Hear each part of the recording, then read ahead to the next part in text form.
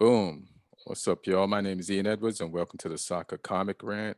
I'm just trying to show the shirt and crop my head off. But yeah, this podcast, if you're listening, you're probably listening on iTunes, you're probably listening at Omni Studio, or you're listening. Where else can you listen? Damn, I forgot all the places you could listen. But if you're listening, you're definitely listening. And if you want to watch it, you can also watch at oh yeah, you could also listen to it at allthingscomedy.com, where there's a host of other podcasts by other great comics doing their own podcasts on their various other topics. So go to allthingscomedy.com. They actually produce this podcast. The producer of this podcast is Aaron Brungardt, and I couldn't remember where this podcast is produced. And this is me stop doing the gummies, and the gummies are still affecting me a week later. But let's see. I'm gonna give you all a memory report to see how that's measuring out. Also, if you're watching the podcast, you're watching it on YouTube. It's the only place you can watch it. Like and subscribe. Tell your friends, pass it around if you like these videos. And the sponsor for this podcast is onthevolleyapparel.com. And if you go to onthevolleyapparel.com, they got tanks, tees, hoodies, and sweatshirts for men and women with soccer, hip hop logos and emblems on the front. I've worn some before, but go there and check it out. And use my promo code Comic Rant to get 20% off. Uh, what else? Okay, this shirt. It's just a mock version of the type of shirt that we're going to have for the podcast. Let me show you a little bit more. It says Ian Edwards, but that's going to be gone. It's going to say podcast, or maybe we'll put make a shirt with everybody's name on the bottom. We'll see. It's just a mock version. It's not for sale or anything yet. So yeah, that's the shirt. And you can go to onthevolleyapparel.com and get a bunch of stuff. Use my promo code Comic Rant and get a discount for yourself. And yeah, we are here to discuss the Euros. Neil joined in time. Martin's going to come on whenever. We're going to save Poland to ridicule him about it then. You know what I mean? So let's not just keep all your Poland stinks ammo close to your vest right now. And so we have Lee, Southampton fan, comic, coming in from England early in the morning when he should be in bed. So we appreciate that, Lee. And we got Neil Chakravarty, living in San Diego, stand-up comic by way of India, and chilling. What up, Neil? And What Chelsea up? fan. What up? What So up? I guess the first question is, it's just an overall question. And it's not, you don't have to have a detailed answer. I just want to know how you feel the vibes of the Euros is going. Like an example of how I feel the Euros is going so far. It's fun, it's entertaining. I remember the first tournament that I ever watched was like a way back World Cup. I don't want to say the year to date myself, but it was a perfect tournament. The games were fucking amazing. And that tournament made me watch every other tournament afterwards. And none of the tournaments, game wise, has ever lived up to the game by game, like artistry and skill level and technique and just how the games panned out. Except maybe the last World Cup was pretty good. Like there was something exciting about every game in the last World Cup. But this tournament so far, like I watched the games and it's a pretty good skill level, good results. There's goals, and even in the one game where there was no goals, I was thoroughly entertained. So for you guys, what do you feel of the tournament so far? One weekend, I guess. So Lee. I'm enjoying it. It's nice just having all the games on TV because the earliest ones here, when there's 3 games a day, the first ones are at 2 p.m. Mhm. So you can just chill in the afternoon, put some football on, and then it runs all the way through. You got 2 p.m., 5 p.m., and then 8 p.m. So it's great having that back to back to back. I'll be sad when the group stages are finished. Yeah, me too. But no, I mean, it's been a really fun, first round of matches. Other than the obviously the Christian Eriksen incident was scary for a bit, but other than that, yeah, really enjoyed it so far. And how you feel about it, Neil? Yeah, I mean, it's something similar to what Lee said, that it's I like the pace of it. Like, it's not, I mean, it's a double-edged sword, right? It feels a lot more easy paced than club football, but then you don't want it to have like an exhibition or a friendly kind of feel to it.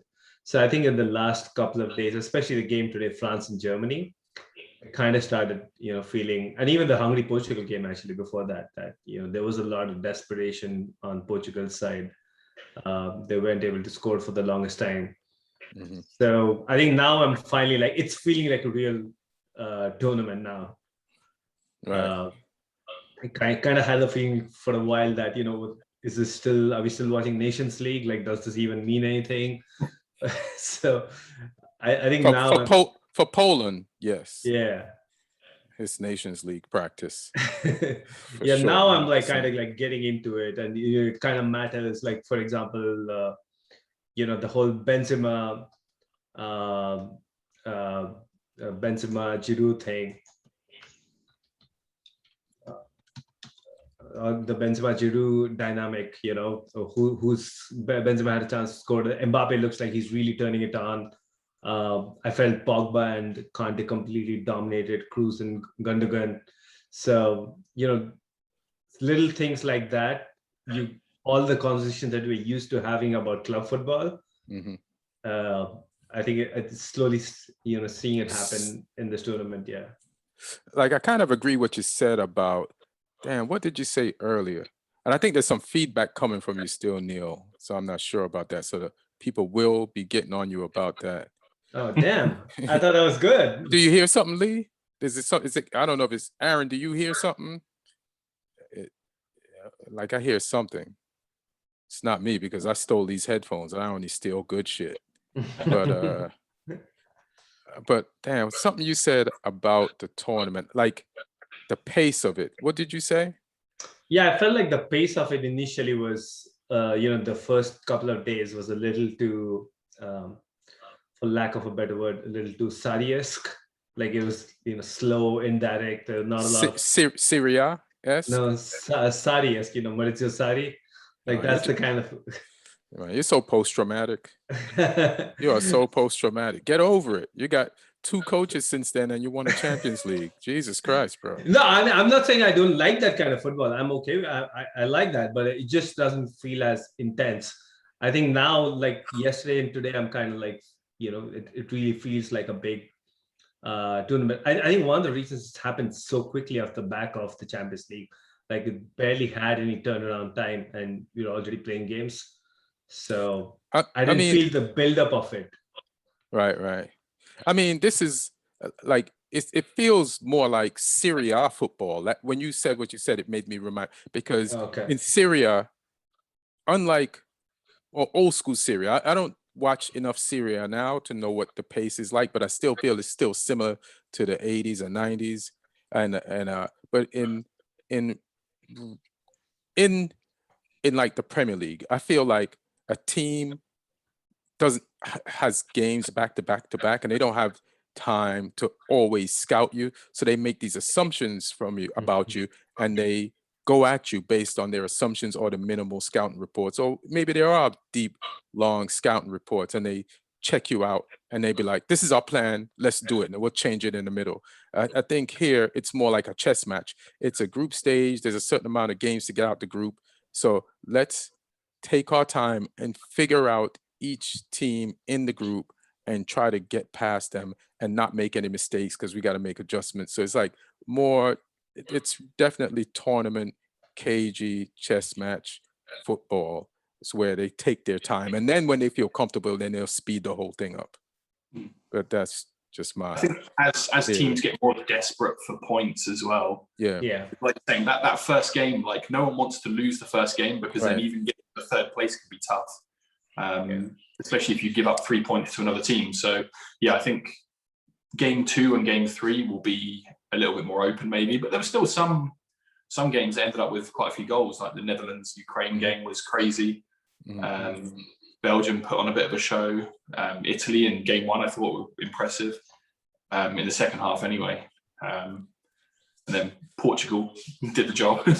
All right, and we're going to get into those. So, but before we get into each individual game, which is not going to be each individual game, just the games that we feel like were highlighted.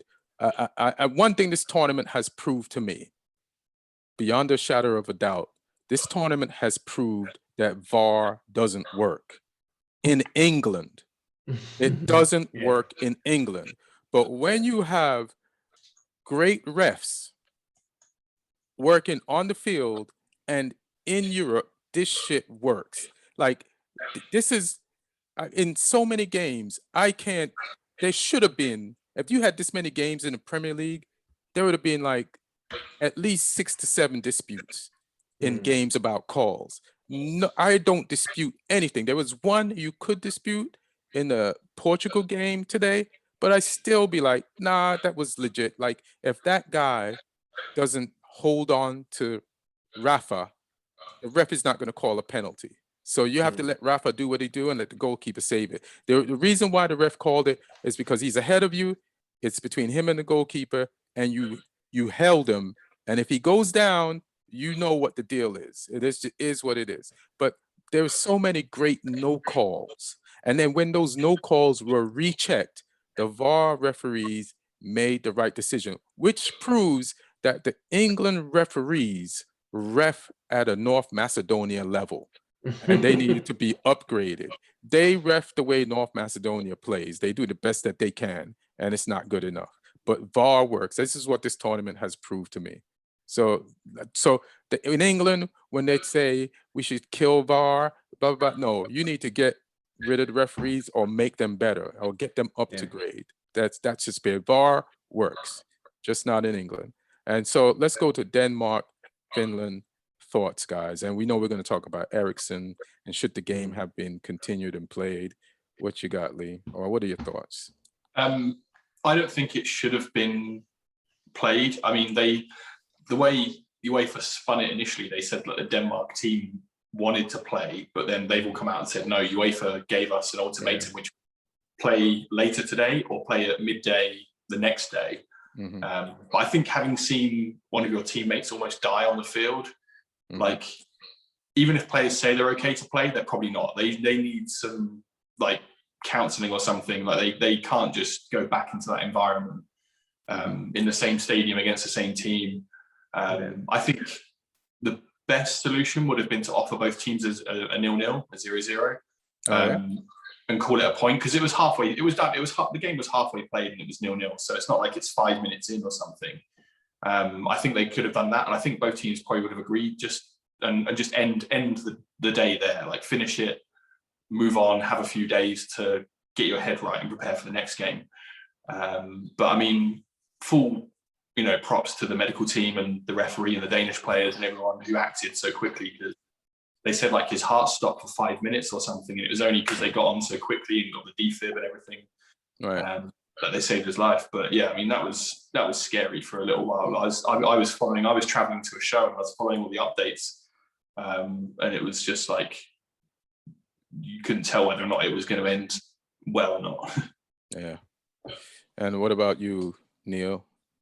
Yeah, I mean, when it happened, it like, even from the coverage point of view, I think there were certain question marks that could have been raised. Like, they just kept, they didn't cut to the studio. They just kept focusing on the group of players there. Like, when these guys, like, the Danish team, they created that kind of a shield. I mean, if ever there's a producer there who needed a cue to know what to do, that should have been it. Like, he still kept focusing there and cutting to his family in the stands. So I mean, I think the one about whether to restart the game or not, I think, as Lee said, I think it was very clever the way UEFA spun it through their media channels at the time. That well, he's spoken to Christian Eriksen. I mean, the team has spoken to Christian Eriksen, or like has had. The team spoke to the guy that died for 5 minutes. Yeah, and what is he gonna say? Like, don't play? Like, he's not gonna say don't play. So, and this should also be, a decision that's taken out of the players' hands.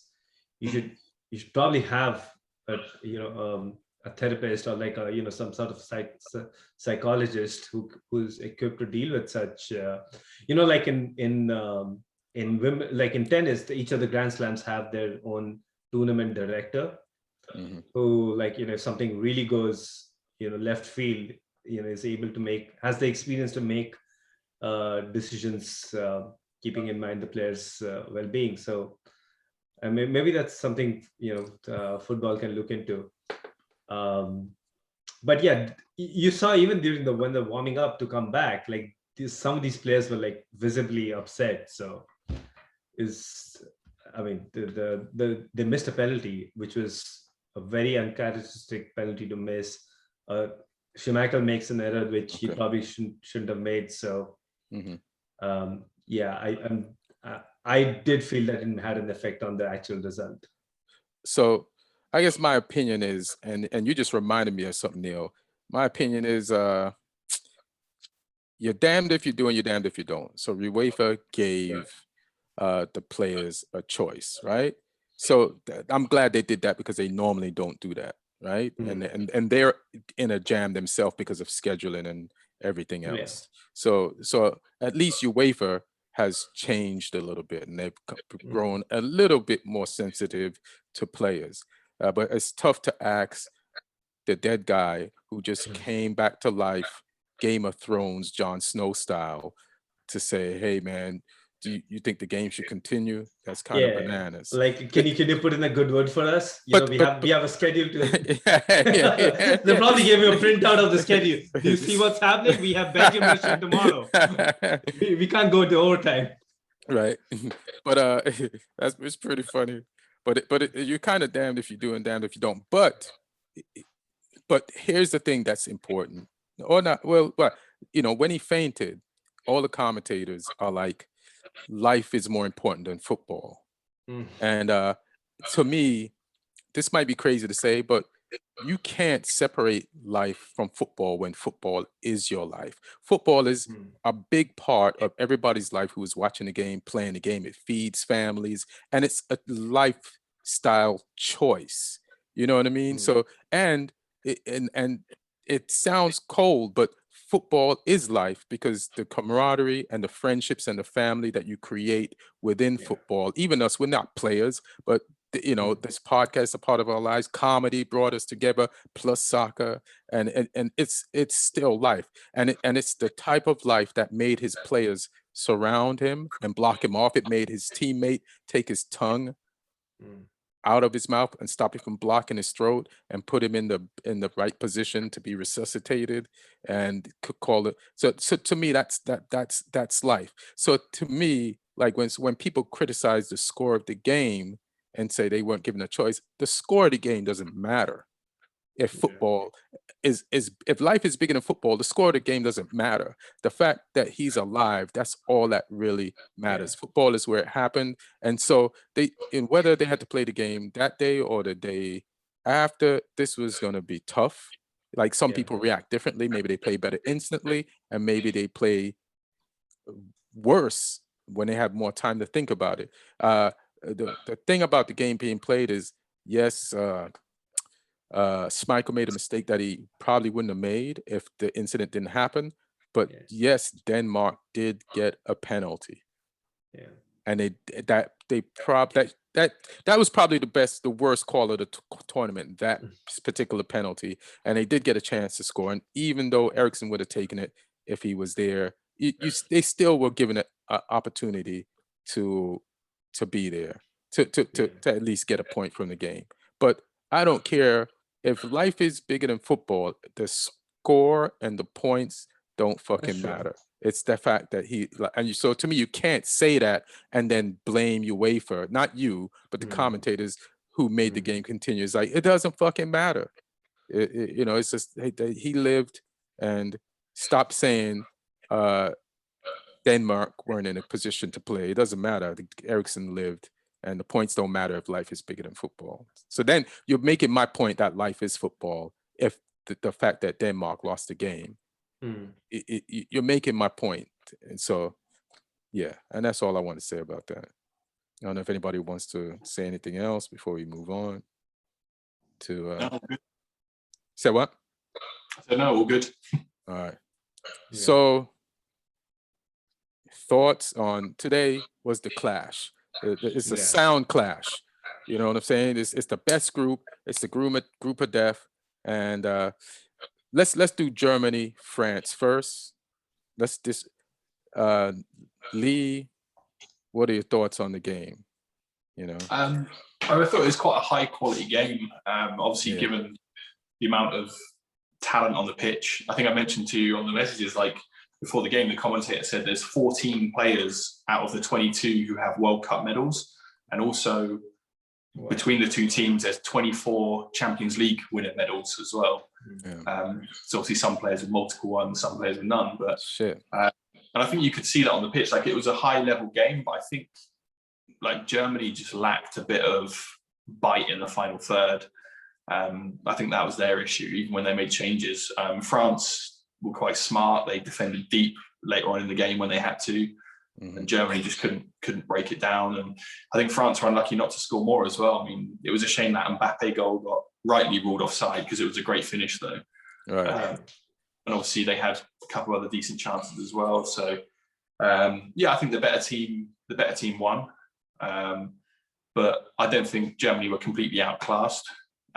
So there's some hope for them. But it's a tough group now that Portugal and France have both picked up 3 points. But we'll see. But yeah, it was just nice to sit and watch two teams of mostly world-class players. What you got, Lee? Neil? I agree with Lee. I think this is an amazing game. Like, this is the kind of game that the Euros, like, it kind of like brought the Euros front and center. It lived up to the billing. And, as Lee was saying, like, so many World Cup winners, so many Champions League winners. I thought it was a really nice tactical game. Yeah. And, there's so many battles. I just feel like Germany, they lacked clinicality in the final third, and that, but even like the chances, like, the chance that fell to Gnabry, Gnabry actually is one of the most clinical players, like, even both for club and country. So it's not like, I don't think they need to like completely go panic or like go change their lineup. Right. So they had the players, like, it's probably just one of those days. And I'm glad that the storyline ultimately was as close as it was, because, some of those goals got ruled off. Because I think overall the game was very close, even though it looked like, when Mbappe or Benzema get those chances, they might, end up scoring. Whereas the Germans, they didn't look like having that edge. But I really loved the midfield battle. I felt Kanté. I was reading the stat, like, apparently Kanté and Pogba have started together 28 times for France. That's more than Pogba probably has with any Manchester United midfield teammates. Yeah. And they haven't lost a game. 28 games unbeaten. Oh shit. So, which made me actually think, like, the Euros final, France-Portugal, Kanté was not starting, and they lost that game. That was Matuidi and Pogba starting. So I think that was probably the last time they started. They didn't start. France played without Kanté and Pogba starting. So, and I think they completely bossed the midfield. Like, what Pogba was doing today, that is what, that's the Pogba that United sees like for 2 games a season or something like that. No, it's more than that. Get out of here. It's disrespectful. You're getting too happy about that, so I just had to put that in. I mean, you should put it in anyway, because it's banter, but it's just disrespectful. It's disrespectful. And I'm just going to let you know it's disrespectful. That's all. No, but like, that if you can have that player for like an entire season, imagine the kind of things he can do. The most we have him for is a season. And I think the way to keep him is to buy somebody similar to Kanté. And if that's the thing, there's probably one such player in the entire world who can like do so many things. That it's got to be like, we played, who did we play in the semifinal or before the semifinal of Europa League? There was a player we played 2 Spanish teams in the Europa League. You played Granada in the quarterfinal. Granada and in the semifinal. So there's a guy, I think his name is Moreno. Like he I had my eye on him because he just kept on popping up. He was defending and he would like get opportunities to score. And I'm like, yo, we need to investigate this dude, like, and see if he's in a serious relationship or if it's complicated. You know what I mean? And see if we could get him. You know what I mean? So there's players like nobody knew Kanté before Leicester got him. I'm sure there's some like data on Kanté, about all his, his tackling stats or his running stats and all of that. You can create a nice little profile and then throw it around the continent. Yeah. Find whoever like ranks, like get the number 2 guy. Some kid on a pub team, like, or just kidnap the Leicester scouts because they also have Ndidi and they found that motherfucker somewhere to replace him. Yeah. He's got and just tie him up in a chair and say, hey, this is what's going to do to your family if you don't give us the Ndidi/Kanté. You know, I thought even defensively, France was very good. Like for the longest time, Germany didn't get a lot of chances, and then they got like in the second half. Yeah, but that was scary because I was rooting for France. It was I thought it was quite a smart game plan from France as well, because they let the German centre backs have the ball, and they're like, we're just going to make it really hard for you to play into the middle third of the pitch. And it also meant they could, if they won the ball in there, they could try and get Mbappe in behind Kimmich as a right wing back. But it's still scary to like. So I was going to comment also on how smartly France is set up, and it wasn't until the actual game. And then like I was watching the game and then looking at the setup on the other side of the screen, like I pulled up the French lineup and I was like, and then you're watching what Griezmann does, and how they're using him. And then Mbappe, where he's at, and then Benzema, and then Kanté and Pogba.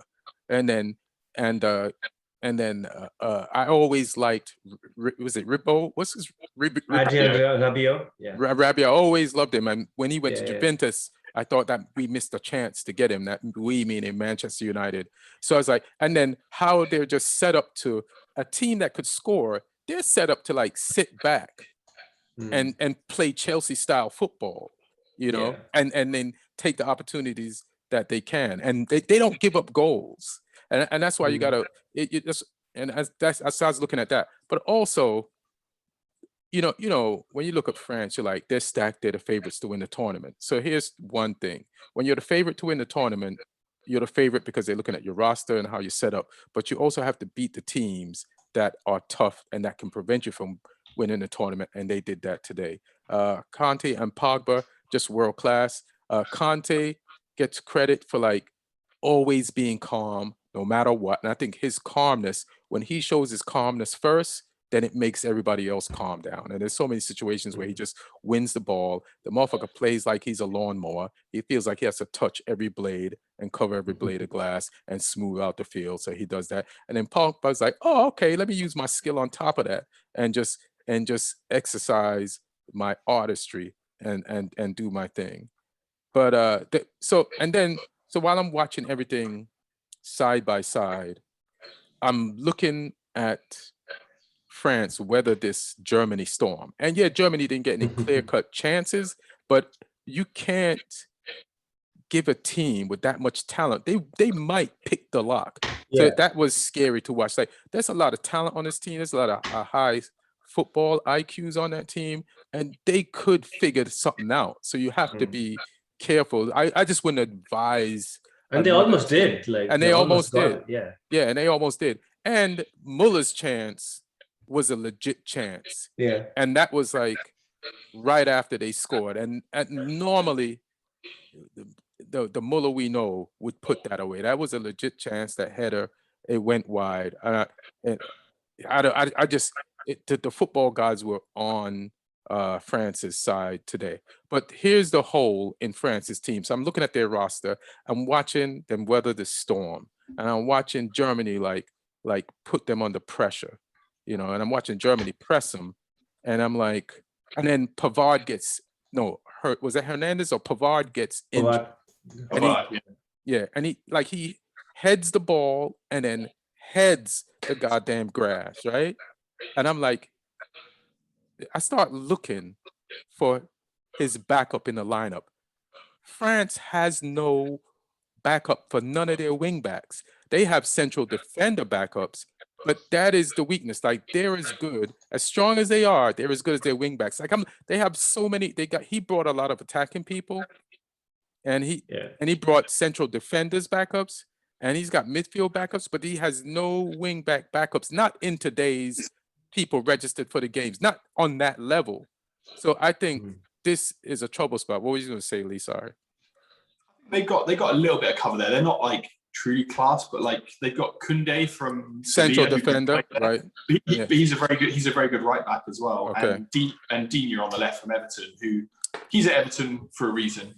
Yes, exactly. That's why I was like, when I saw Digne, I was like, they better pray that their right back doesn't get injured, because you just said the whole point. Like he's an Everton player. Where's Sidebe? Because he used to play at Everton and he won a World Cup with France, but I don't see Sidebe. He's older now. He was already old when he won the World Cup. Oh, okay. He was already 30, I think. So, yeah.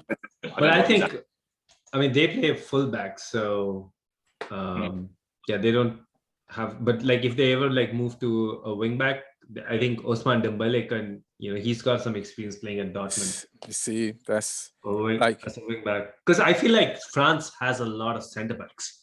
So you know, I know they have the Barcelona Ligue, they have Koundé, and they have, who's the other one that they have? They have Zuma. So I was looking at that. I was like, they don't got no backs. Today they had no, and they had Digne. That's it. So they better hope only the side that he can cover if there's ever an injury to a back that's on that side, and then they're in kind of trouble. There's a drop off in back IQ, you know, when it comes to that. So that if anybody's looking for like trouble with France, it's not worrying about their forwards or their midfield or the central defenders getting injured. They have to worry about and then I guess the other thing about the game, like Paul Pogba just sold his class, and then Lee, you said something in the chat group. And what'd you say? I said this is what he's like when he's playing with Kanté rather than Fred. Disrespectful again. All right, cool. All right. And I like Fred. Fred has improved for you guys, but he's not on a Kanté level. There's not many who are on Kanté's level, to be fair. But he must be just a joy. Kanté must be a joy to play with, because he just does. He does all the shitty work, and like all this stuff. And he keeps moving while he's doing it, which is like, it's actually the problem with Kanté is that he is so unique as a footballer. Oh boy, here goes Chelsea. He's so unique that I think Deschamps has found a nice little balance. But I've seen a lot of managers, they're not able to find a sustainable way to use i.e. Chelsea coaches. Yeah, but like, you know, even like people like Antonio Conte, who had a good formula, but then they just feel, okay, he can do so much. Let me like get a little bit more out of him. And then but Conte, Sarri's the one that moved him up when Sarri had him, right? Because he wanted only one sitting, which was Jorginho, so he moved Conte higher. But in the previous season, Conte wanted to play around with Bakayoko. Remember him? Bakayoko and other French guy. Bakayoko and Conte in that double six. But then both were moving, and then that was not working. So, but that's the problem. Like when you talk about Fred has improved a lot. But Fred's problem is, if this is the formula that France is using with Pogba, Fred also likes to get forward, and Fred needs to just chill. You need him, No, because if you look up Fred's tackling rate, which I never did, but I'm just eyeballing it from game to game, he disrupts a lot and he tackles a lot. But he also, like, the joke is, like, there's a Man U joke with the players, like, Fred finally scored in one game, but he tries a lot to score. And he should just probably chill and just defend and sweep up and disrupt the offensive plans of the other team. And then he might be closer to Conte as a player than he is right now. It's just that because his mistakes are highlighted when he goes out of his comfort zone and he tries to make a pass in the final third. Conte is unique in the sense that he can still do that and still be back to recover. I think the best example of the fact that Kanté makes all the players around him better is how good he made Danny Drinkwater look at Leicester, that you guys would pay 45 mil for him. And still have him.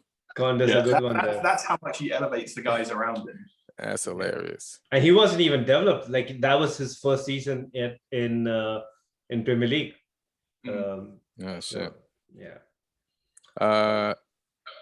I also felt like today the whole Muller and Havertz, I felt like kept going into the same spaces. So there was like maybe these two guys are like too similar to each other. Like Muller in his prime is very similar to the kind of second striker that Havertz sort of is. So I felt like maybe they could have used somebody else there.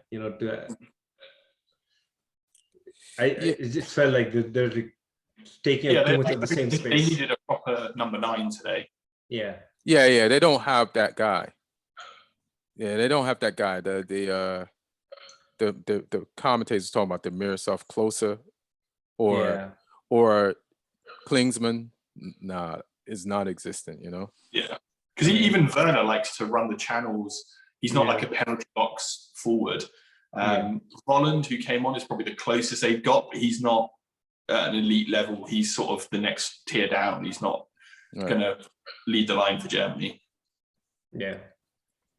Right. But it was like you guys said, man, it was a good game.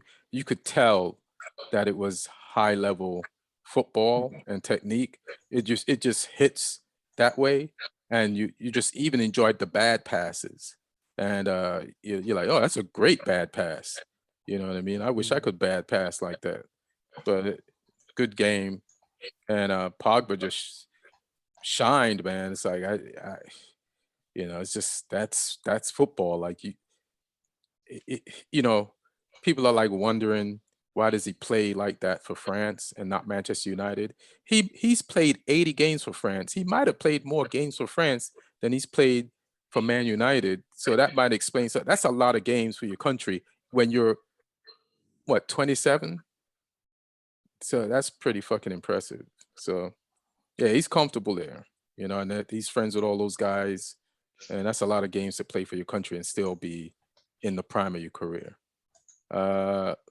What you got? What are your thoughts, Neil, on Portugal versus Hungary? I don't know if you got a chance to check it out. No, I saw most of the second half. Mm-hmm. I mean, it's looked like a dream team. When the lineup came out, like that front four, it's I mean, I think any manager in the world would take that front four and just run with it. But I think, again, another game where it started off kind of slow. Actually, I felt like Hungary had the better of the chances till the actual goals came in. Yeah. The goal and the other one, chance. Sean? Yeah. I don't. Yeah. So, I mean, I really don't know a lot about Hungary's football team, like the kind of level of players they have, but I felt like Portugal were playing a lot of indirect football, and it wasn't really something that you associate with somebody like Bruno Fernandes, the quality, Ronaldo. But again, they showed like at the end, like when they just need a few moments of magic, and they can get the job done. And how you feel about it, Lee? It was quite a fun game to watch. Like Hungary, they did what they needed to do and what they'll probably have to do in the other two games as well, which is just be organised and defend and hope that they catch the forwards on an off day. And they did that for a while. I mean, they got like the goalkeeper Gulassi is RB Leipzig's first choice goalkeeper, and Orban, who plays centre back, also plays centre back for Leipzig. So they got some good players in there. None of them are like truly world class, but they're not like terrible. And that game plan seemed to work for them for a little bit. They looked dangerous on the counter occasionally, but I still think Portugal had more gears to go through, which they showed in the second half. Because I think like Jota could have scored in the first half. Yeah, he was a bit wasteful. But I think Portugal, they just kept on going. They did what they had to do, and then obviously once they got one, they went and got more. It's a bit of a shame for Portugal that Cancelo is out injured now for the tournament, because Semedo at right back, he's good, but Cancelo is another level. Semedo, I thought, was quite wasteful in possession at times. Like, he gets into the final third, he gets wide, but then the end product isn't always there.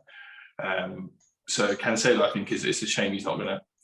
But it was nice to see a game with a full stadium as well. Like, I forgot what that looked like. Like, Hungary's the only venue. I'm worried about the results of that full stadium, COVID-wise. Like, Hungary's the only venue in the tournament that is going to allow full stadiums. So, you know, as long as the away fans don't travel, it's Hungary's problem. But no, it was nice to see, like I say, see a full stadium. You know, lots of noise as well. So that was kind of cool. But yeah, I mean, Portugal put themselves in a good position now. It's going to be really interesting to see how this group winds up. And I'm really looking forward to the Portugal-Germany and Portugal-France games as well, just because there's going to be a lot at stake in those as well. Yeah, that's what I wanted to talk about. Well, I'll just mention my thoughts on the Portugal match. First, Hungary is hilarious. They're like, let's be the first country to just like allow full stadiums. It's like, we're in a group of death and we're going to need an extra man to help us through the group of death if we ever have a chance. So let's pack the stadiums. Let's everybody in there. We don't give a fuck about COVID at this particular moment in time. We do, but we really care more about, like, we need to qualify. Yeah. We want to get out this group, and we need this advantage of having a packed stadium. So fuck it, let's have at it, and that's what they did. Hungary has some Bundesliga players, like what Lee was saying. I was like kind of looking up some of the history of the players and like where they play. And Hungary is like, Neil, so you're Indian, right? And you eat Indian food. What's an Indian meal that takes a long time to cook? Biryani, halim. Hungary is like biryani, you know? How long does it take to cook? Well, as it can take overnight, a whole day. Yes. Like slow cooked. But you can't rush it, right? It's cooked when it's cooked, and that's how you beat Hungary. They cooked when you have to let them marinate. If it's Kobe beef, you got to massage them and shit. Yeah. But if you give up massaging them, you ain't gonna be able to eat it. If you give up cooking the thing and say, "Oh, this is taking too long," you ain't got. This is not an easy meal to consume. It's fucking annoying, but it's worth it once you beat them. Like, they set up and they were resilient. Like, they were playing like a 5-3-2. That's what and it was just Portugal kind of weren't composed, and Hungary definitely annoyed them and took them out of. There's a lot of finishers on Portugal that couldn't make the passes that they need to make, and and they, you know, Ronaldo blew one right over the net, which was harder to miss than it was to actually. It's Ronaldo, you know what I mean? He had a header that he put wide, and Jota, the goalkeeper, was good, and in the first half at least, and then Jota, like Lee said, missed some chances. But Hungary is, you just have to exercise patience before you eat some Hungary. You know what I mean? You can't rush it. And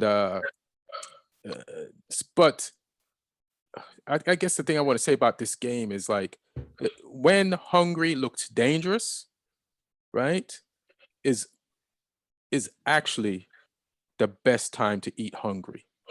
So in the first half, a lot of pressure from Portugal. Hungary's pinned in their half, and Portugal had some chances. In the second half, I felt like Hungary was like, shit, we got this. You know what I mean? Like, this is like, we're handling them. This is embarrassing for Portugal. And then Hungary started to attack, and they created some chances. They even had an offside goal. But that's when I was like, Portugal, the time is now. These guys are getting a little cocky because they've played a really good game, and they're kind of getting disrespectful. And now they're opening up out of their shell and they're attacking you, which is the best time for a team like Portugal. This is what you want more than to attack them when they're in the block. And I feel like the goals for Portugal came when Hungary got comfortable and started like, you know what? we might be as good as these motherfuckers, and started attacking them. And then Portugal like got to slip in there. The first goal, you know, it it happened. It came off a deflection. Yeah. But it came after the subs. It was late. It was like 84th minute or some shit like that. Yeah. It was looking like a 0-0.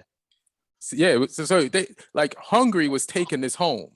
Yeah. But you know, they and then after the first goal, you know, you want to get some points. And then Renato Sanchez, who came off the bench, who only performs in Euros as a world-class player. That made the pass to Rafa. And like I told you before, man, a lot of people say it's not a penalty, but if you don't touch him, they can't call a penalty, and you touched him, so they called a penalty. And then after the second goal, their hearts just sank. They pretty much gave up. And also Portugal relaxed, and they started doing the composed passes that they weren't doing in the first half, and Ronaldo got his second goal. And then I hate how the media makes the whole game about Ronaldo, the results of Ronaldo. It's like, no, there's a lot more to it than that, you know? There's a lot more to it than that. Like, Ronaldo played as okay as his teammates until the first goal. Yeah. You know? So, but he's quality. I ain't gonna front, you know? I also like the dynamic they have at centre back with, you know, Pepe and Ruben Diaz. Son and dad, exactly. And if you see, like, sometimes, like, the way Diaz defends, he's got a lot of that bite in him, which kind of like it really feels like he's taken after Pepe. Yeah. So I like that. It's kind of, we don't see something like that a lot these days. Like, I remember, like, back in the day, we used to have it regularly at club football, like this real, you know, outgoing legend with this young punk, you know, like Desai, John Terry sort of centre-back partnerships, but you don't see that a lot these days. Well, you never see a 38-year-old guy playing with a 24-year-old guy. Yeah, like everybody's given their, you know, 401k and passed out after they turn 30. Yeah.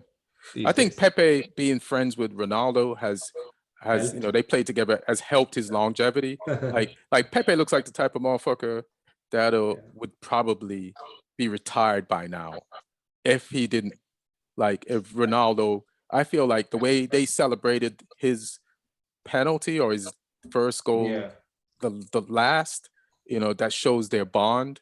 And I feel like Ronaldo's like, yo, be in shape for this shit. You know, I want you there. I feel like Pepe's on the team because of Ronaldo still. You know what I mean? He was good though, like for no. He's but he's also Porto, he's also good because of Ronaldo. He's like he wants to do this with his friend. The same dad plan. So what? The same dad plan. So he's like, yeah, he gives him he probably sends Pepe, you know, those meals you can order. Yeah. You know, he sends him the same meals that he eats. You know, every day. Like, I'll pay for it. Just eat it. Yeah, make sure your wife gives you this. You know. Yeah. So I feel that. Lee, what up with England versus Croatia, bro? We did it. First win in a Euro tournament in the opening game for England. What up? It was a solid but unspectacular performance from England. Like, there were some good bits that I think we can build on. Like, I don't think anyone, there's people criticizing certain aspects of the England team, which of course, like, you know, it's game one. We played the toughest team in the group. I think Croatia showed that they're a little bit of a spent force because they weren't quite up to the level I thought they might be. But I mean, England did what they had to do. And I think tournament football, sometimes it can be about peaking at the right time. Yeah. So if you're amazing at the start, it doesn't mean you're necessarily going to go deep into the tournament or be amazing right till the end. Right. Sometimes you just got to get the job done, and then you want to peak in the knockout rounds. Yeah. I still didn't see enough from us that I think will be better than the true like top nations. Like if we end up in the quarters against France or something, then I think we're gonna have problems. But it was nice to watch some of the young players balling out at like their first tournament. Like, you know, it's Mount's first tournament, it's Foden's first tournament, and they look like they're playing with some freedom. I thought it was a good decision to start Sterling because he offered something different. Because if you have Mount, Grealish, and Foden, they're all quite similar. Sterling gave us something different, and it showed on the goal. I thought Kane was a little bit disappointing. He looked tired from the season, from carrying Spurs for however many months. All right. It's like no, dude. It's like just, you know, 50 minutes. Where's Martin when you need him? He needs to find some reinvigoration. It's like, no, dude, you're playing with some better players here. Like, you might be wearing white still, but you're playing with Foden and Mount now. You're playing with a manager that will let your teammates attack as well. That's hilarious. But no, I mean, the whole country was like, yeah, he was dropping back like he played for, like Mourinho was the coach. Yeah. But like the whole country was really loving Calvin Phillips's performance.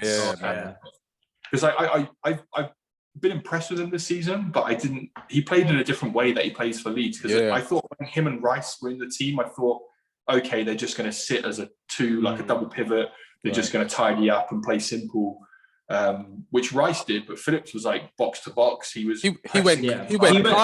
Kanté on him. Yeah, I think I think he was given the Henderson role essentially.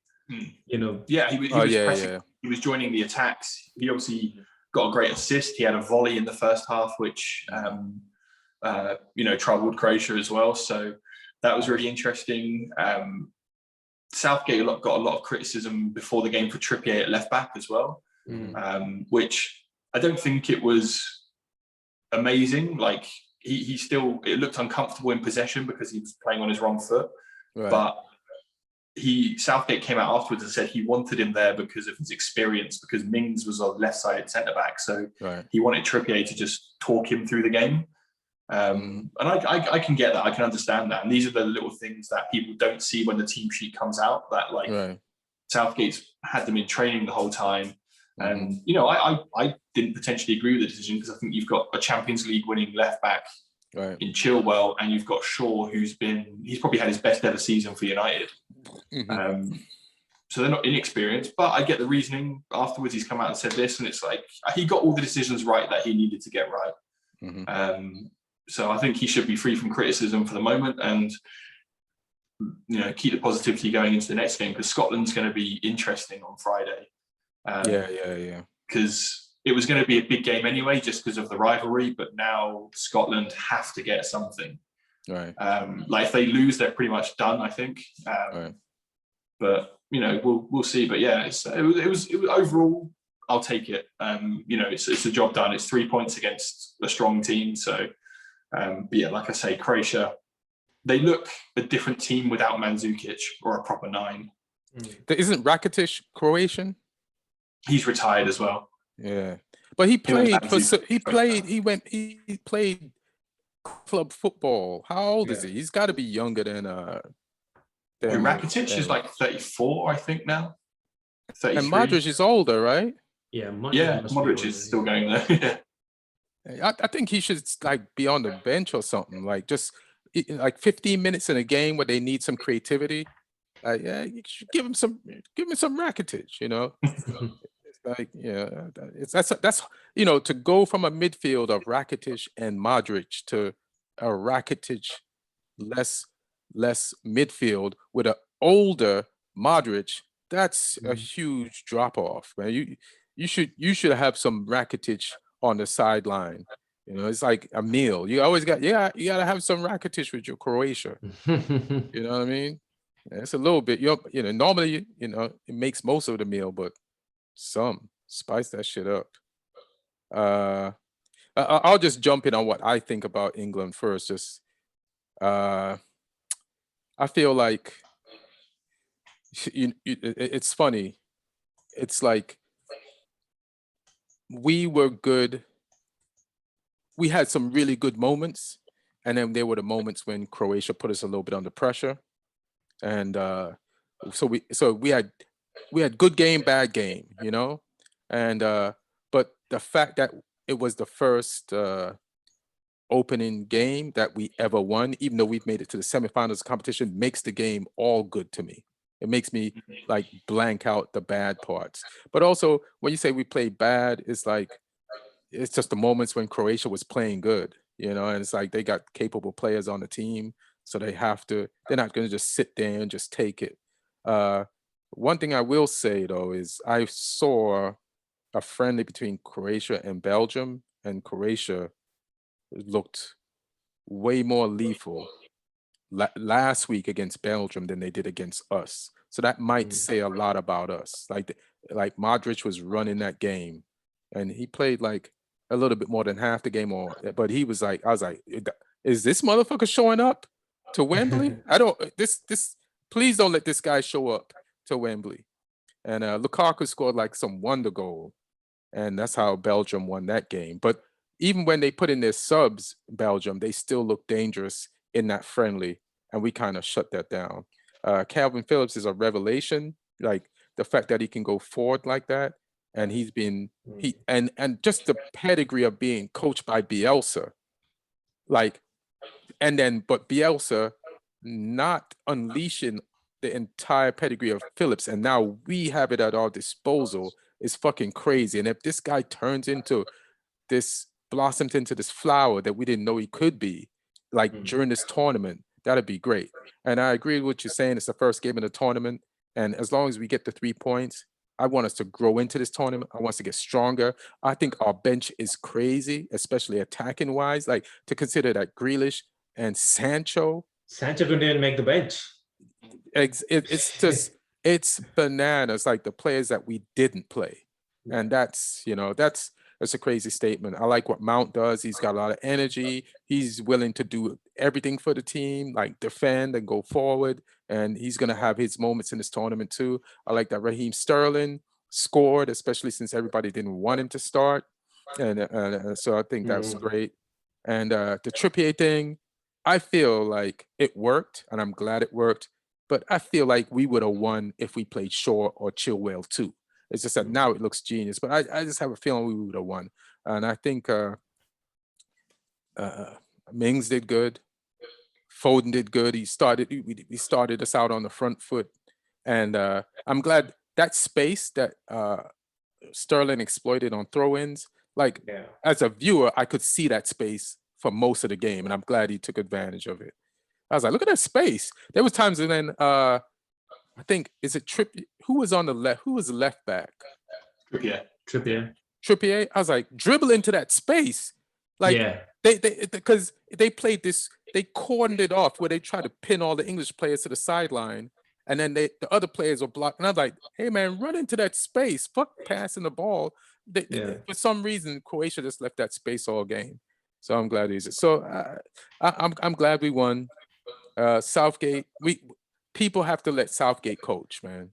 Like, somebody DM me, look at this lineup. Southgate is it's like, and then we won. It's like radio silence, bro. It's like, oh, and I was having this conversation with Martin, who's not here. No, with my homeboy Lloyd. And I said this last week about Manchester United and England, but I should really sculpture the statement about Southgate and compare Southgate to Solskjaer. Like, they both haven't won anything major, right? But Solskjaer won at Mulder, and those titles don't count. And I think Southgate won. He won some under tournaments, right? Some youth tournaments. Did he win any? No, he didn't. No, he managed the under 21s, but it was the age groups below that one tournament. So it was the under 17s and the under 20s. Who won the tournaments. So he wasn't coaching them, but yeah. Well, I guess the comparison is Southgate is not the guy. Southgate and Solskjaer are not the guys that our fans wanted, but they are doing better than our fans expect, and they're learning, and they built our teams from nothing to where they are now, to which is more than respectable. And the fans still don't trust them we have to just let them grow. Yeah, and with Southgate as well, I think it's worth pointing out that he's got Steve Holland with him, who is a really tactically smart coach. Neil will know that from his time at Chelsea. Like Holland was the assistant for so many different Chelsea coaches. Like he worked under Mourinho when he was there. He then stayed and like worked under Ancelotti and people as well. So Kanté. He's a super smart guy, and I think he brings that sort of more experience, like more coaching experience than Southgate has. And I think the two of them work quite well together. And like you say, it's, you can look at the lineup and have an opinion on it before the game, but you can't truly criticize it or praise it until afterwards. Yeah. Okay, before I let you talk about England, there was a funny scene when the Portugal Hungary game was still tied and it got late. They cut to the Portugal coach, Santos, and he's like, talk to the guys. Like, I don't know which one of them to take off. They're all gonna get mad. Like, we gotta figure. And so they's like, well, Pep sometimes takes out Bernardo Silva and he's cool. Let's get Bernardo Silva out and see how the others react. It's like, well, I mean, because from his point of view, he's like, well, I've spent all these years trying to cater to Ronaldo's ego. Now Bruno Fernandes is the shit. Like, how many people am I going to keep happy here?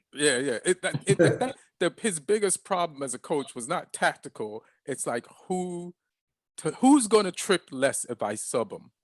That was like a funny moment. And he's like, you do it. You do it.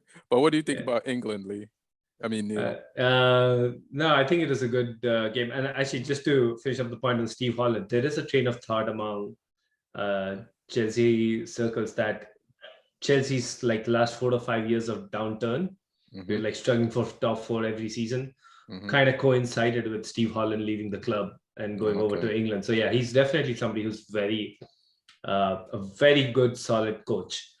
And I think Southgate, his biggest advantage with the England job is that he kind of knows the games of a lot of these players, because he or somebody on his coaching staff was with these guys from like the under 15, under 17, under 21, through England. So he definitely, the only thing I don't like about Southgate is the fact that he just keeps experimenting, right till, he does. Yeah, like he was trying, I think he had like a million right backs, and then he tried somebody else who's not a right back, Ben Godfrey, for the final game before the Euros. So, but I was happy that he at least like went to, I really feel like for a team like England, you have to go to a back four, because your strength is in those forward areas. You don't want to like sacrifice an extra attacker or attacking midfielder just because you want to play 3 at the back. So that was really positive. Yeah, I'm not a big fan of playing Trippier on as a left back, because I hear the experience point, but I feel that there is enough experience right now in this. 2 years back, I would have probably understood it, but I feel now, there's enough experience in the. I mean, if you just look at the raw facts, 16 players in this England squad are going to the first major tournament for the first time. So yeah, it does look weird, but you look at what kind of players these are. Like, Mount's won a Champions League. Like, he's played over 100 games in a season and a half. Foden's just won the Premier League. Harry Kane is Harry Kane. Even somebody like Jadon Sancho, can't get in the squad. Like, he's been doing this for a couple of seasons now. Like, even at the back, if you play Luke Shaw, Ben Chilwell, these guys have a lot of experience by now. And the other point about having Trippier for set pieces, I think this team which is why I think he really has them. Like, who else can take the set pieces? I mean, so many people can take the set piece. Like, Mount can take a set piece. Foden can take a set piece. Mount is not like a known set piece. He is. He takes almost all the set pieces. And how many did he score? He's got like 4 or 5 assists in the Premier League. But like straight. But what about the set pieces, like where you need him on target for a goal? He almost got one in against. Yeah, but almost in this game. I mean, almost. when Trippier did get a free kick in a great position, he just hit the wall. I know, but even Messi does that sometimes. So you can't. No, but I'm saying I was sitting there going, Ward-Prowse would have scored. I was going to say the same thing. Of course you would. If there's one guy in England who should make an 11 or a squad on the basis of his free kick, it should be Ward-Prowse. So you're going to take Calvin Phillips out the game to play Ward-Prowse, please?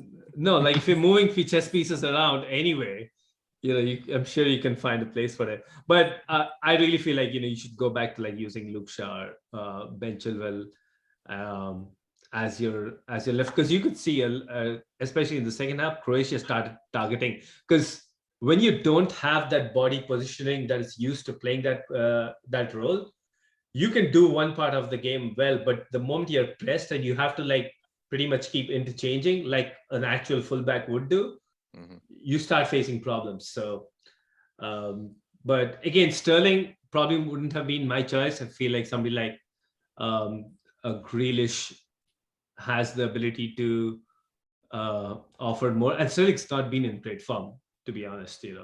Who? Raheem Sterling. Yeah, he's in form now. He's in form now, so he's a class player. So obviously, when you get that kind of confidence, he did some good stuff in the first half too. So yeah. But you know what he said like during his interview.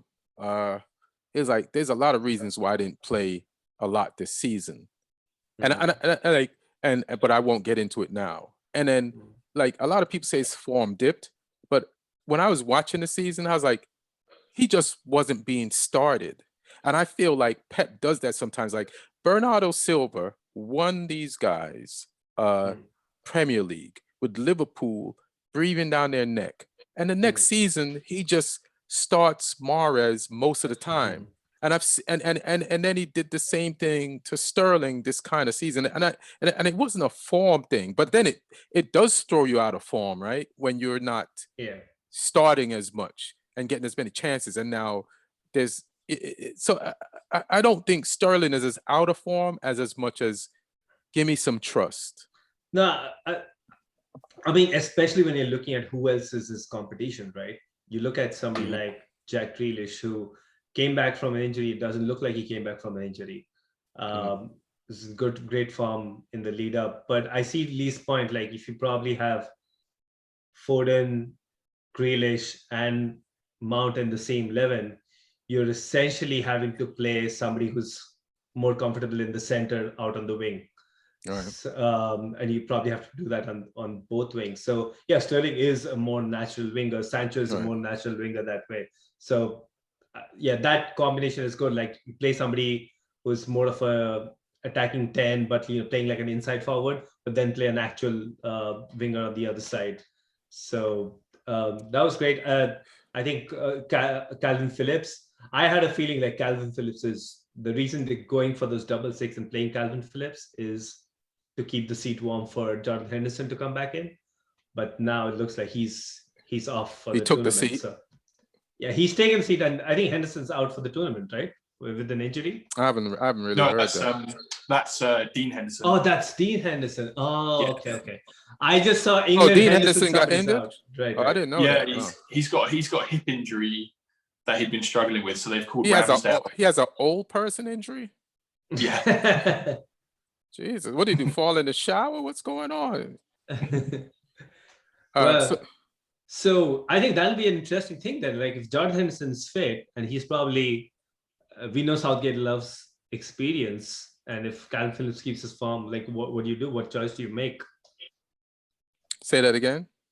Like I think Declan Rice has one of those positions as the holding guy. Right. Like as the other, 6 who's more mobile, Calvin Phillips is doing really great. If Jordan Henderson is fit, do you pick him because he is? You could use him as a sub. Use him as a sub. I think also Southgate's experience with playing with like Scholes and Lampard and Gerrard, like when he was younger, is kind of like those runs by Calvin Phillips going forward was kind of like it like maybe in practice he's shown that he could do that, and he has his energy, and obviously he has a shot. You could see the volley that he took, the goalkeeper had to save, and it's like, stay back, but then go forward for moments. Like if he knows the moments to go forward, which he showed, which is what Scholes and Lampard and Gerrard always showed, then you can make this thing work. And then Henderson can do that too. But now he's you know. I mean, you kind of have to, because this team will play with a lot of possession. Like just the profile of the players they have, they are going to have a lot of the ball. So it's just a numbers game at that point, that one of those two players, Rice or Phillips in this case, will have a lot of the ball in the middle of the park. So, you know, it helps to have that kind of edge in the final third. Yeah. So we're running out of time, right? And there's so many games. So let's pick a game. What's a game that we didn't talk about that you guys want to talk about? Everybody gets to talk about a game that they didn't get a chance to talk about, that we didn't get to talk about from the week of all the games that we've seen so far. I was impressed with, well, actually, I thought I quite enjoyed watching Spain-Sweden, even though it finished 0-0. Yeah, I loved it too. Because like Sweden had a game plan where they were going to play quite a compact 4-4-2, where they weren't going to press the centre backs. They were just going to stop Spain from playing into the middle of the field and try and send them like down the wings. And Spain still created chances. I think Spain still should have finished them off. They could have won that game. But I think Spain looked like, I mean, I was picking them last week as a potential winner, and I think they could grow into the tournament. I think they've got quality in that team that people still haven't really acknowledged. And I think they'll grow and become stronger. They've still got Poland and Slovakia to play, so I don't think they'll have any trouble getting out the group.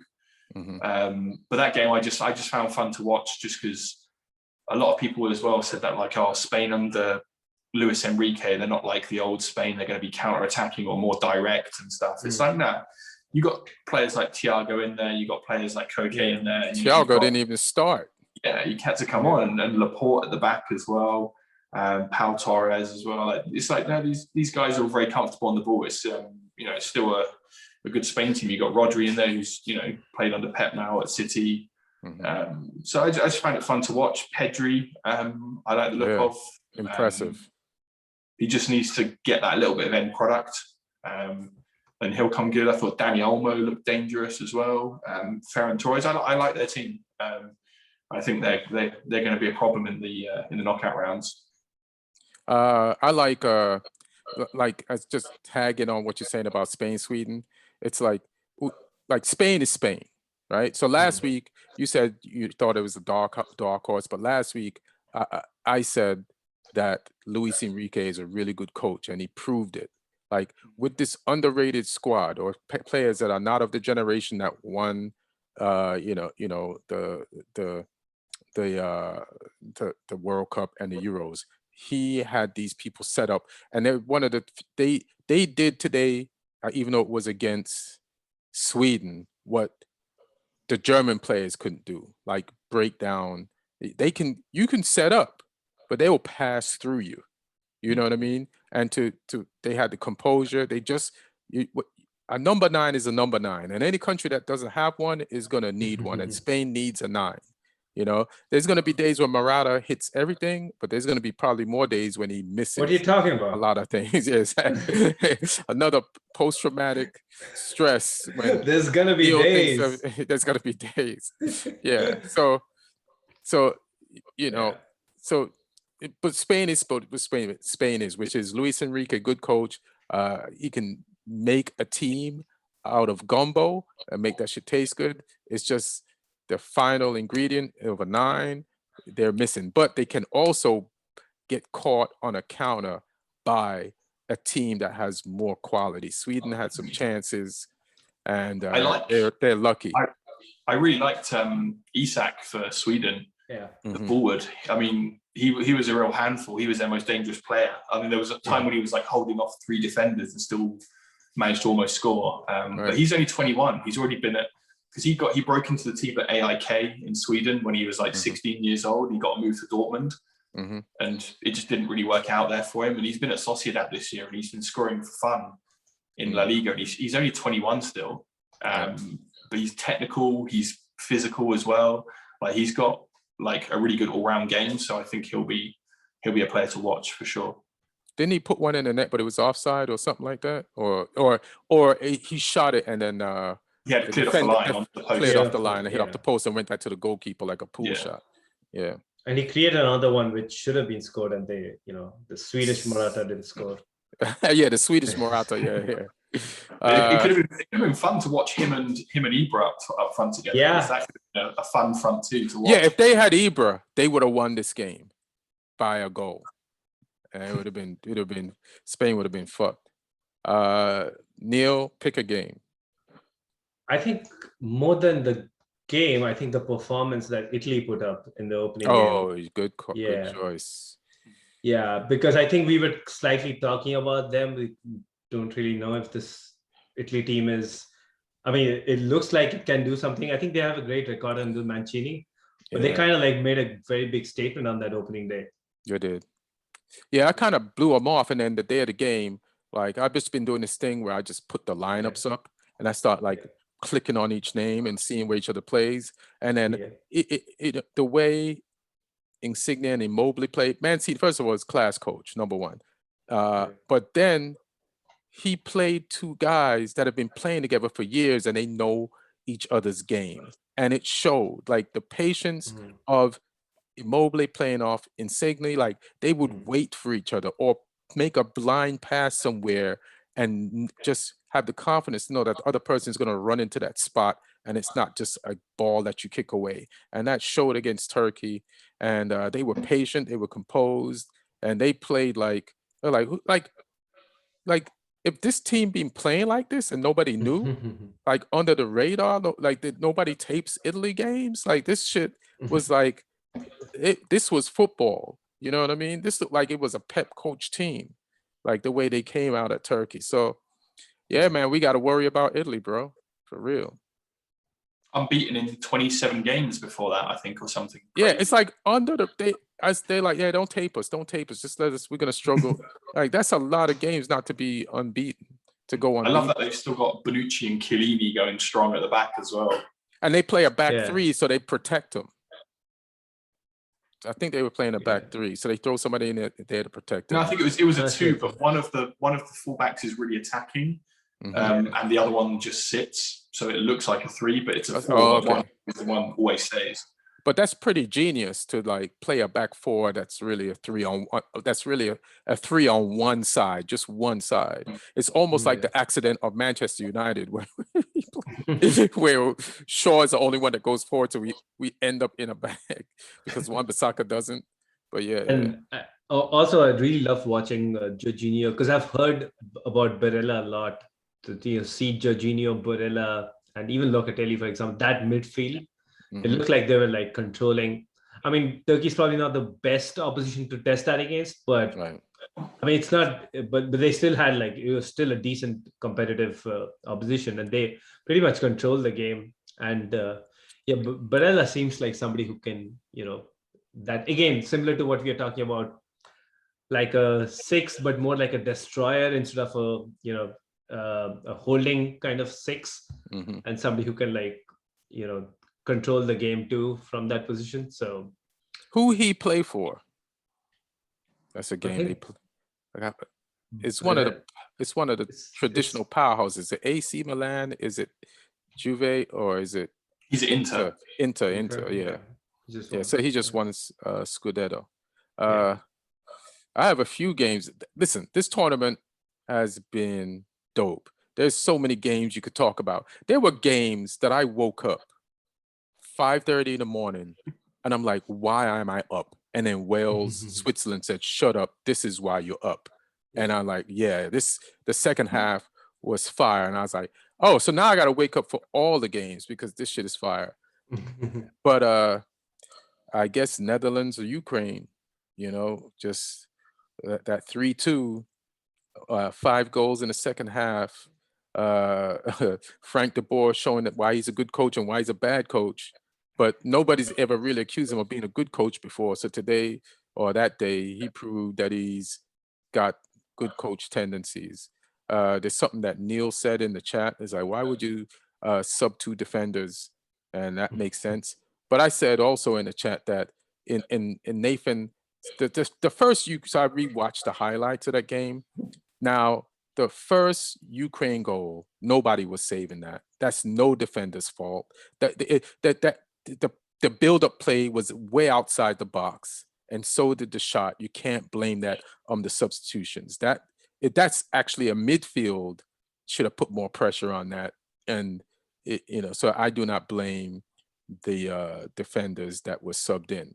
Now, Netherlands defense on the second goal, where Nathan Ake is involved, and you can't really blame Nathan Ake because it wasn't his man who got loose to score the goal, because he was marking one of his own teammates. So it was they just didn't mark anybody on that. Was it a set play? It was a set play. Yeah. So I blame the substitutions for the second goal. But then Dumfries came back, and Ake, who was a substitution, got the assist and put the ball and crossed it in, and Dumfries put it in the net. And Dumfries, another guy who probably can have like a breakout tournament. From just the first week, Dumfries and Alexander Isak, I feel like there's a lot of eyes are going to be on them. Right. Well, Dumfries had to score that one after his earlier misses as well. Yeah. Yeah. And Ronaldo had that team on his back. He had shots in the first half. He had I saw his goal from another angle, and it was just world class. Like, he curved it around the goalkeeper and out and then back in, and left-footed shot. Like, there aren't that many left-footed people in the world with that much precision. So that reminds me though as well, even though we haven't got time to talk about the game, just quickly, the goal in the Scotland game. Yes. That was unreal. Let's talk about that. Finish. Yeah. Because that was left-footed as well. Yes, it was left-footed. It's like listen, left-footed, like left-sided people, you hear about them occasionally in the Bible, and they usually do great things. So to have this many like left-sided people using their left foot in a tournament, like they're supposed to be a rarity, and Schick, sharp like the razor, like cutting edge. And so in England, like, tell me if this is truly, like, in the post-game shows, they're trying to blame the Scotland player who took the shot. Hendry. I don't blame Hendry at all. I don't blame him at all. Like, people score goals from. Who can you blame for something like this? The goalkeeper. The goalkeeper. Because, and you tell me, because Casey Keller, like, sometimes, this is one more thing I want to talk about. Sometimes nobody's to blame. It's just football, and people have quality and they do things. But I do feel if you're that far out the box, right, then even if the guy doesn't take that shot and they build up play and come towards you, you have no angle to cut because you're already out. So it's just a dangerous position to be that far anyway. It's like you don't, like, you could be on, he could have been on the top of the 18 line, and he would have saved that, just like Casey Keller said. But if you're that far out, you can't. It's just, I feel like if there's a problem, he misread that distance. Yeah, it depends what happens though, because if the ball hadn't broken to a guy who could shoot straight away, if it broke to someone else who wanted to then play a through ball, the keeper's in a high position to come and sweep up that through ball. And then everyone says, if Manuel Neuer does that and he's high and he comes in and sweeps up a through ball, everyone's like, oh, Manuel Neuer's. But Manuel Neuer never gets caught out like that, and that's his game. He does though. He does sometimes. It happens rarely, but it does. It's kind of like you say. It's one of those things where you have to hold your hands up and say, a guy this is just from almost 50 yards. Yeah, it is. And you see the swerve on the ball. Like, it pretty much, it felt like it was going, to the stands. Yeah, and then it just cut in like an in-swinger. All right, then let's just praise Schick then, because that was because I feel like go ahead. I feel like if the Scotland team has a goalkeeping coach, they would not ask the goalkeeper to do anything different in the next coming games, because that shit just won't happen again. So, I don't know. There was an interview, and they asked Schick, and he said, yeah, he's been eyeing him all game and noticing that he's been coming off his line. And now that happened, that's going to be the answer to sweeper keepers. To like, let's take this long, let's Beckham this bitch and catch him out. Now it's going to be harder for sweeper keepers. But again, so listen, I want to praise people more on the show than it's easier as a comic to shit on people, right? And something that's changed my mind about doing that lately. And you can also make jokes about good things, but I'm kind of going to shit on someone now to contradict everything. But it's not really in a bad way.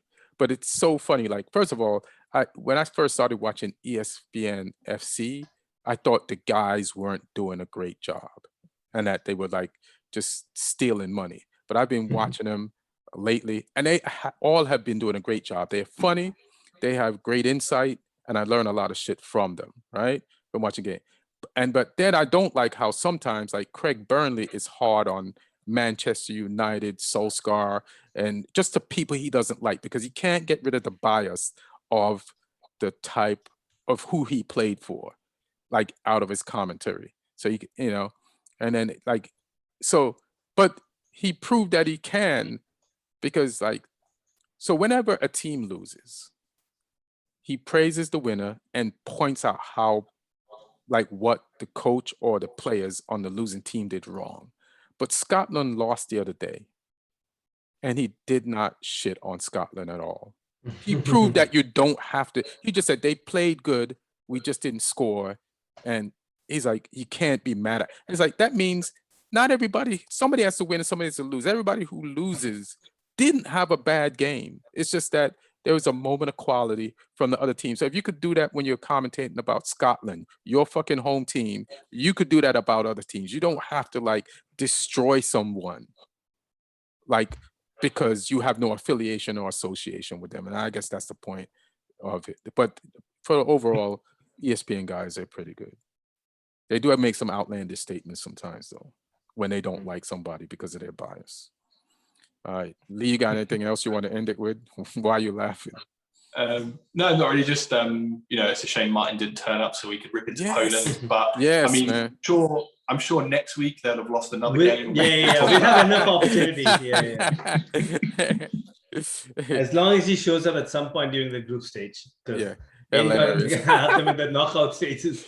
No, if he shows up during the final, we'll still take the time out to shit on Poland, who had exited way before then.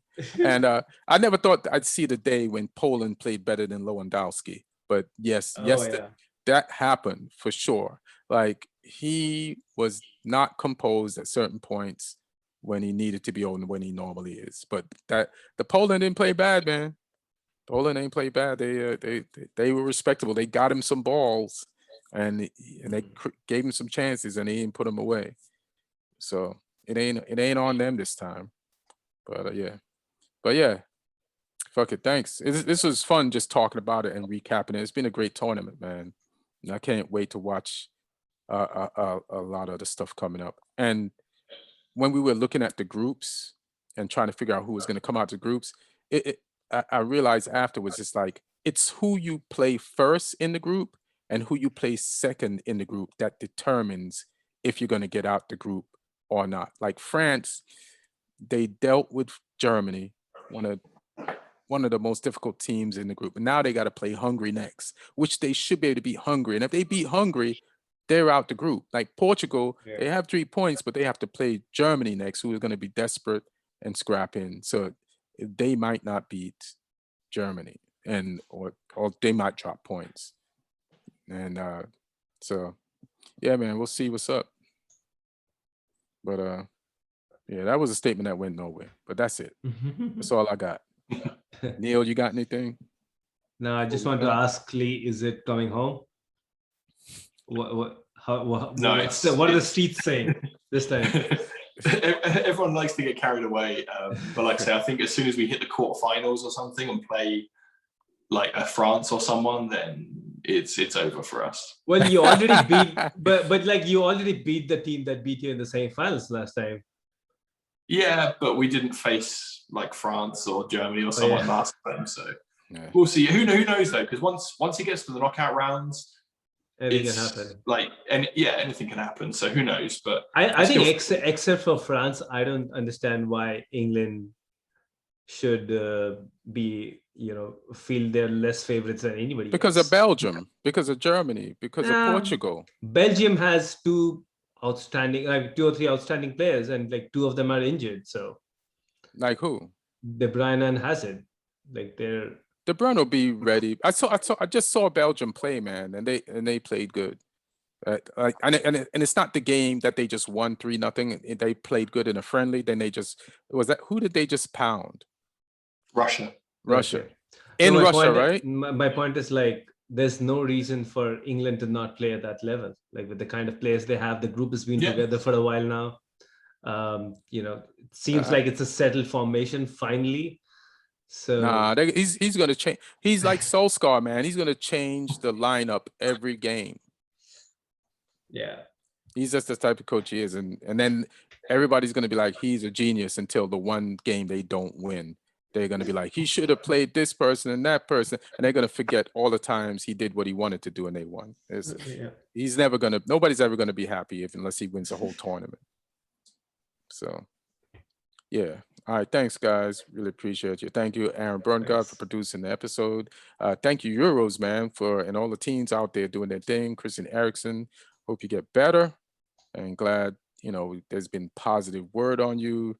And that was tough to watch. So we can just imagine how it was for your family and your teammates or anybody close to you. That was pretty bananas, but we're glad that right now the news is positive. Everybody be safe, love each other, and enjoy the rest of the Euros. All right, next week, 1.